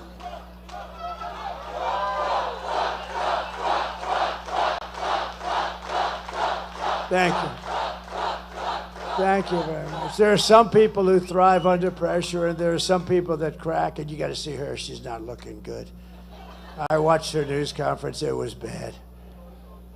If Kamala can't handle an interview with Joe Rogan, then she can't handle the presidency, and she certainly can't handle Putin and President Xi of China. She will get overwhelmed, a meltdown, and millions of people will die, perhaps. And this is not a charity event. This is an election for the biggest and toughest job anywhere in the world. This is the toughest job in the world, they say. I think probably is. Do you want to lose your life savings because we put a weak and foolish woman in the White House? No. Do you want to lose your job and maybe your house and your pension because Kamala has the economic understanding of a child? That's what it is. If you would have heard her speaking a couple of days ago, she had no idea what she was, like I tell you, these things we're doing. She has no idea what the hell she's talking about. Would you trust Kamala Harris to talk to Russia or China and talk them out of a war?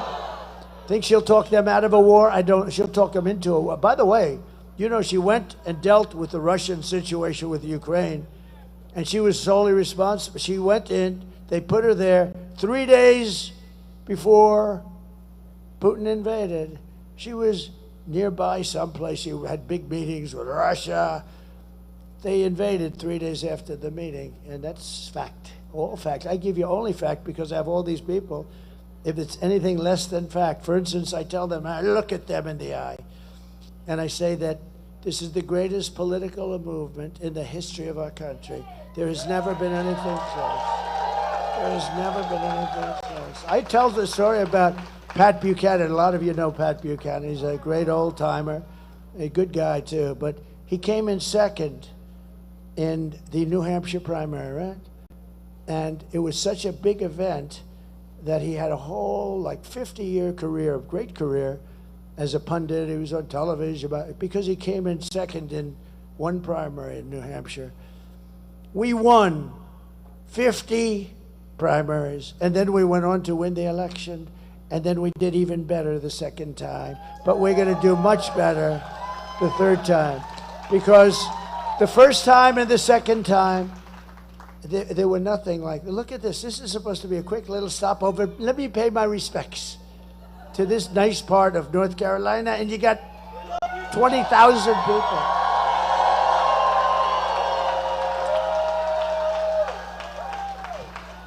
No, this is the greatest political movement. And let me give you a little information. If we win on Tuesday night, and I do hope they're going to call it on Tuesday night. You know, you spend all that money on machines.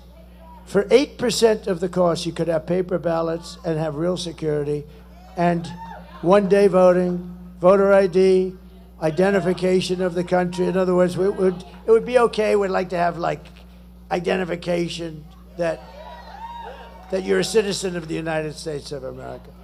But voter ID, how about Gavin Newsom? Did you see what he did?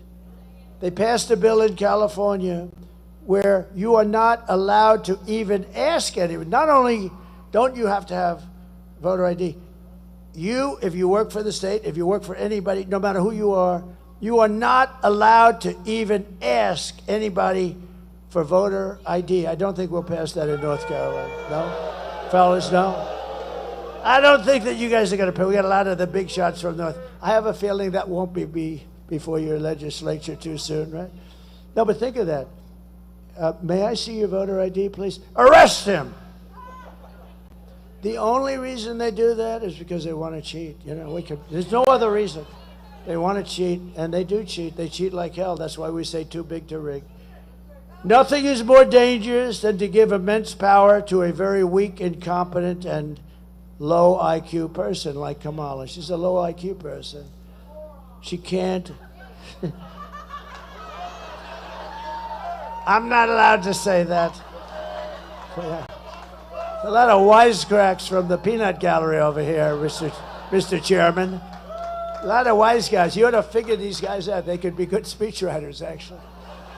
At the end of the day, you need to ask yourself, can you afford to put someone this incompetent in charge of our country's future? And on top of it all, Kamala says she would not do one thing differently. I would not do one thing differently. From Joe Biden. Now think of this. That means she's disqualified from running for president. Take a look. Would you have done something differently than President Biden during the past 4 years? There is not a thing that comes to mind. I stood there on the tarmac watching you check your watch. The chaotic and deadly U.S. evacuation from Afghanistan stunned Americans and the world and cost the lives of 13 U.S. soldiers. Would you have done something differently? There is not a thing that comes to mind. More than 13,000 illegal immigrants convicted of murder have been caught at the border and then released into the United States. An Afghan national is in custody today after being accused of plotting an election day terrorist attack. The suspect entered the U.S. on a special immigrant visa. Gut-wrenching new details in the murder of Georgia nursing student Laken Riley. The illegal immigrant suspect, who cops say committed the heinous murder, is a Venezuelan national who crossed the unsecured southern border back in 2022. 2 men investigators say are in the country illegally from Venezuela are charged with capital murder in the death of Jocelyn Nungaray. A fifth illegal immigrant accused of attacking 2 New York City police officers over the weekend showed no remorse or regret. Would you have done something differently? There is not a thing that comes to mind. Only 18% say the economy is in excellent or good condition. US inflation has hit a new 40-year high, increasing by 9.1% over the financial year. Authorities saying Train de Aragua, which has been linked with more than 100 criminal investigations here in the U.S., has now been found operating its criminal enterprise in apartment complexes. Were you the last person in the room? Yes.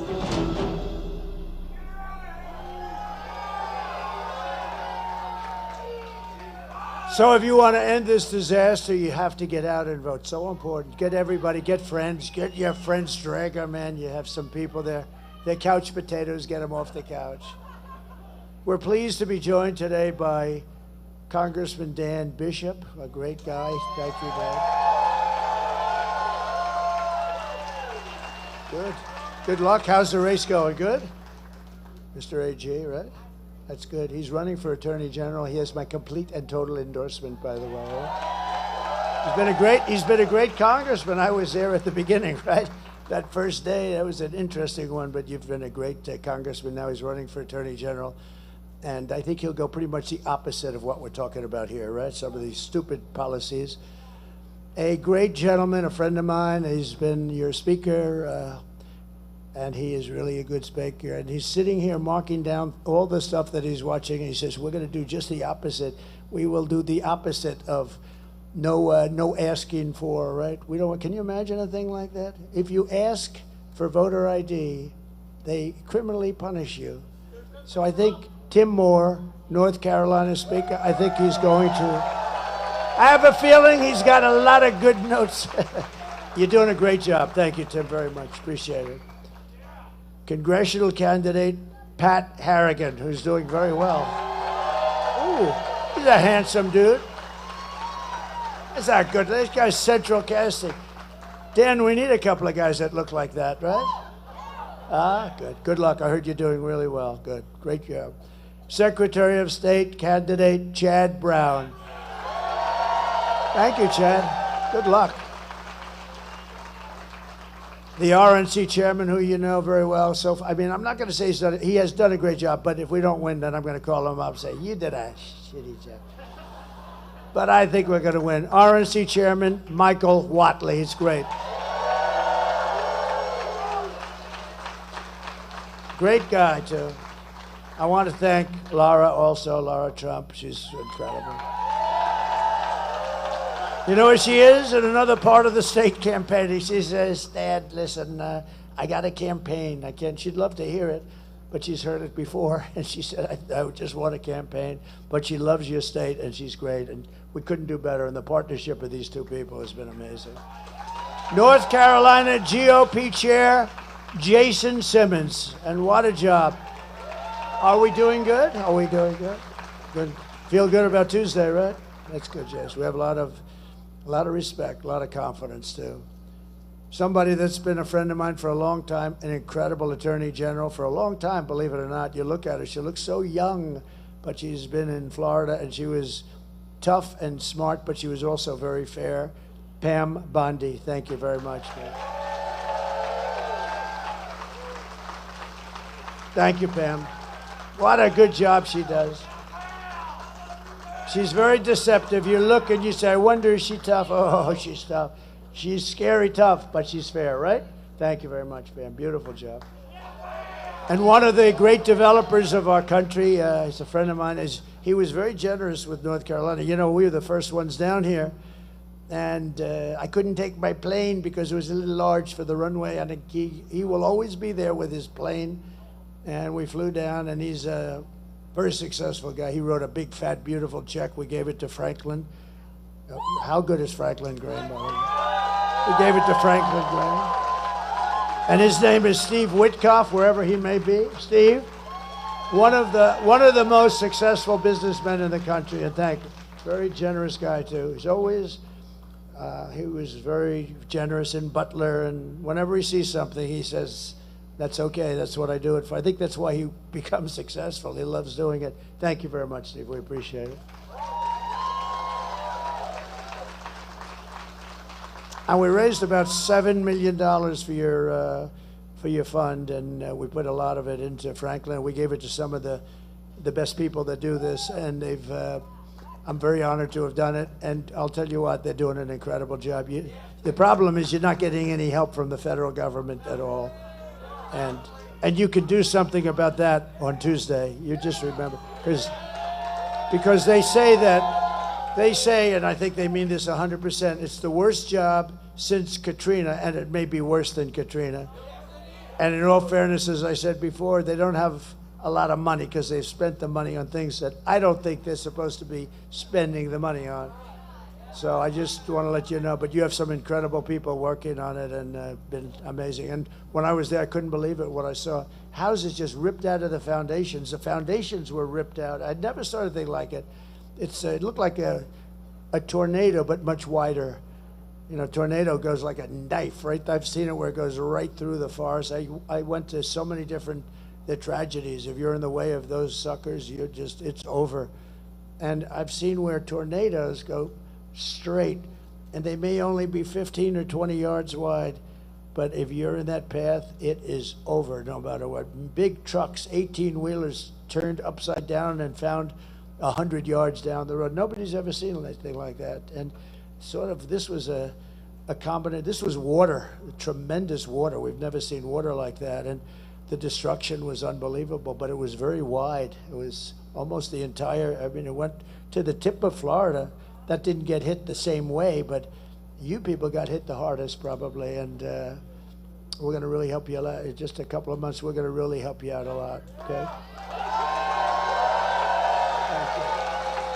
I also want to send our prayers to everyone here in North Carolina who's receiving and recovering from Hurricane Helene. That was a brutal thing.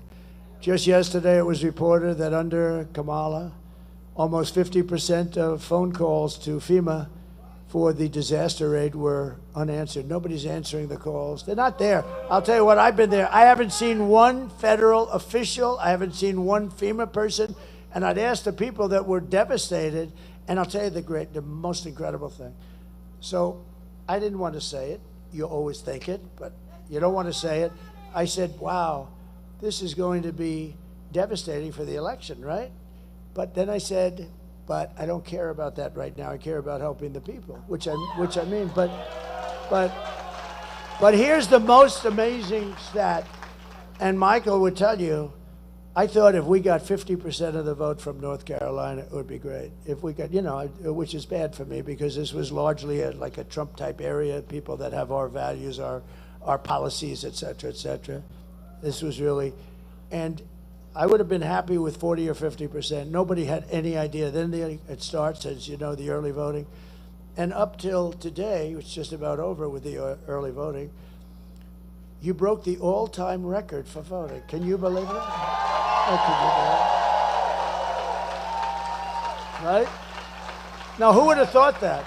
I mean, you have people with no houses. You have people, I mean, many people died. People don't, they were missing. Missing is bad, real bad in the case like this with his water like that. But they were missing. Some will never be found. But who would think that you broke the all-time record? That means you people are incredible. The heart, it's incredible.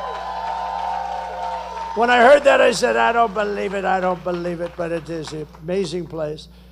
I will get you the help that you deserve, but here are the facts on Kamala. She's a radical left Marxist, rated even worse than crazy Bernie Sanders or Pocahontas. Do you know Pocahontas? She destroyed our economy. She was an original creator of defund the police movement, and anybody who wants to defund the police for even 1 week is not worthy of being the President of the United States of America. Kamala vowed to abolish ICE. She pledged to confiscate your guns. Would anybody like to give Kamala their gun? Please raise your hand. We'll pick it up immediately. So crazy. And endorsed a total ban on, you had a ban on handgun ownership that you've never seen anything like it. And by the way, her crime rates were through the roof. Do you know that Chicago has the strongest gun laws by far in the United States? And look what's happening in Chicago. She even called for free sex changes for illegal aliens in detention at taxpayer expense. And perhaps most importantly of all, she lied about working at McDonald's. She never worked at McDonald's. She never worked at McDonald's. So in conclusion, with your vote this November, we are going to fire Kamala and we are going to save America. We will cut your taxes, end inflation, slash your prices, raise your wages, and bring thousands and thousands of factories back to America and back to North Carolina. And we're going to bring those furniture guys back. Some of them are a little older now. Tell them to get ready. They're going to have some good years left. We will build American. We will buy American. We will hire American. I will end the war in Ukraine, which would have never happened if I was president. I will stop the chaos in the Middle East, and I will prevent World War III. We're very close to World War III. Very, very close. We will crush violent crime and give our police the support, protection, resources, and respect that they so dearly deserve. We will strengthen and modernize our military. We will build a missile defense shield, the biggest one anywhere. We're going to build it over our entire country, and a lot of it's going to be made right here in North Carolina. Made in the USA. Going to be made in the USA. We will rebuild our cities, including our capital in Washington, D.C., making them safe, clean, and beautiful again. We will teach our children to love our country, to honor our history, and to always respect our great American flag.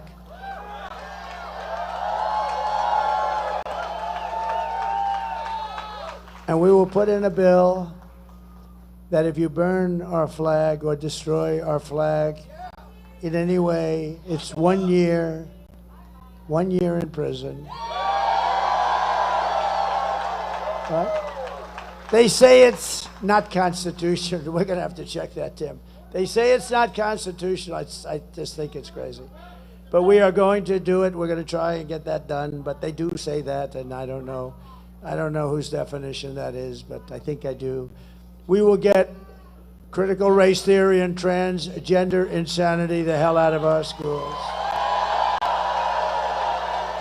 And we will keep men out of women's sports.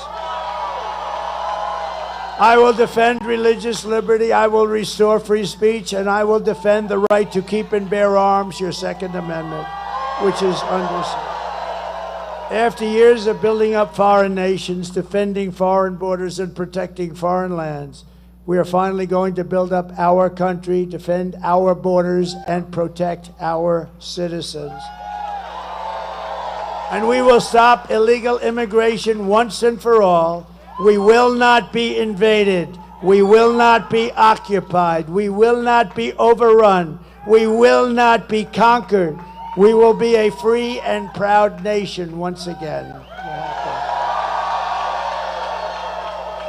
Everyone will prosper, every family will thrive, and every day will be filled with opportunity and hope and the American dream. We're going to bring back the American dream. But for that to happen, we must defeat Kamala Harris and stop her radical left agenda with a landslide that is just too big to rig. So you have to get out. You have to get out and vote. I'll tell you what. A couple of days, Tuesday, you got to just wake up, and no matter what the hell you're doing, there's nothing that you can do more important. You want to take care of your house, this is more important. You won't own your house anymore. You gotta get out, you gotta vote, because our country is being destroyed. Our country is under siege from the radical left lunatics, and we can't let it happen. You have to get out. For the past 9 years, we have been fighting against the most sinister and corrupt forces on earth. With your vote this election, you can show them once and for all that this nation does not belong to them. This nation belongs to you. It was hardworking patriots like you who built this country, and 3 days from now, it is hardworking patriots like you who are going to save our country. You're going to save it. After all we have been through together, we stand on the verge of the 4 greatest years in American history. That's true. This is so important. This is the most important election you've ever voted in, and I really believe it potentially is the most important election we've ever had. With your help from now until Election Day, we will restore America's promise, and we will bring back the nation that we love. We're going to bring it back. We're going to bring it back fast, too. We are one people, one family, and one glorious nation under God. We will never give in. We will never give up. We will never, ever back down, and we will never, ever, ever surrender. Together, we will fight, fight, fight. We will win, win, win. We will vote, vote, vote.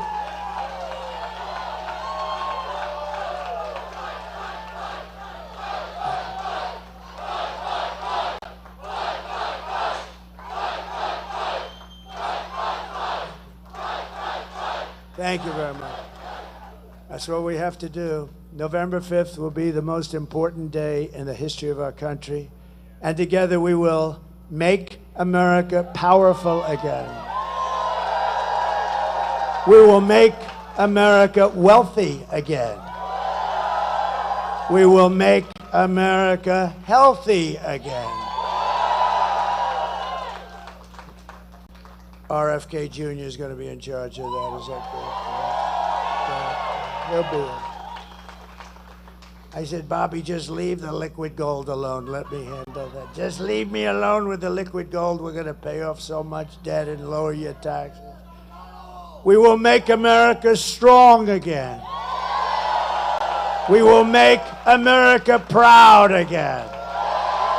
We will make America safe again. And we will make America great again. Thank you, North Carolina. God bless you all. God bless you.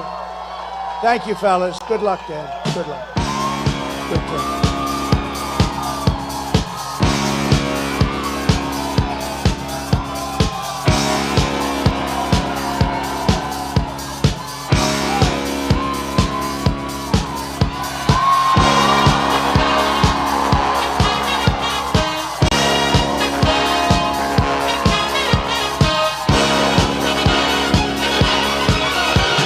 Young man, there's no need to feel down. I said, young man.